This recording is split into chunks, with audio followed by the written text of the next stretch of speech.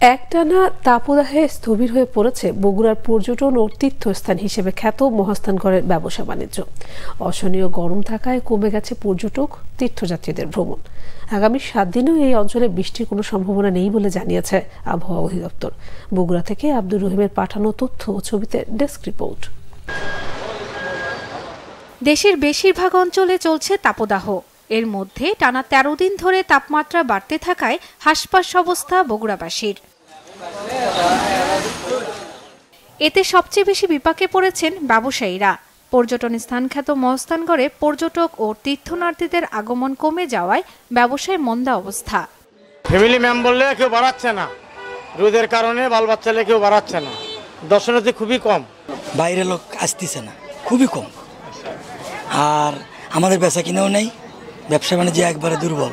যা বেঁচেতে খাওয়া দেওয়া শেষ হচ্ছে। এই মাদার কমিটি করে ঘর ভাড়াও দিয়ে পাচ্ছি না, তারপরে এরা যারা উন্নতি হওয়া সেই উন্নতি হচ্ছে না। অন্যদিকে মাজার জিয়ারতকারীদের আগমন কমে যাওয়ায় সিন্নিও আসছে না। এতে ভান্ডারখানা থেকে ফকির মিসকিন ও অভাবী মানুষের মধ্যে খাদ্য বিতরণের যে টার্গেট থাকে তা অপূর্ণ রয়ে গেছে।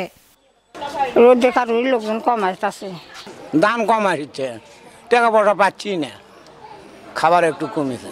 ওদের তাপমাত্রা সবচেয়ে বেশি এবং ধান ধুন মানুষ আবাদ করছে, এদের মাজারের লোকজন কম। মহাস্থান মাজার কেন্দ্রিক আমাদের যে আয়ের যে উৎসগুলো অর্থাৎ দানের যে টাকা, এগুলো বাইরের লোকজন না আসলে কিন্তু দানের পরিমাণও কমে যায়।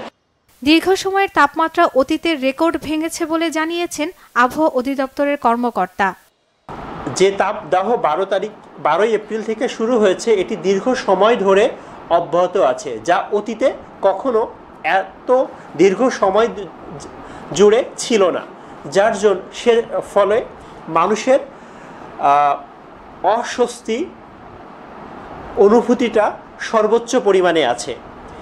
এজন্য আমাদের সকলেরই উচিত তাপদাহ চলাকালীন সময়ে যে প্রয়োজনীয় ব্যবস্থাগুলা, যেমন অপ্রয়োজনে বাড়ির বাইরে না যাওয়া, যদি প্রয়োজন হয় তাহলে আমরা যখন যাব অবশ্যই একটি ছাতা, পানির একটি পাত্র যেন নিয়ে যাই। আবহাওয়ার ভালো কোনো খবর পেতে আরও সপ্তাহখানিক সময় লাগবে বলে জানিয়েছেন আবহাওয়া অধিদপ্তরের কর্মকর্তা। Bangla vision news desk.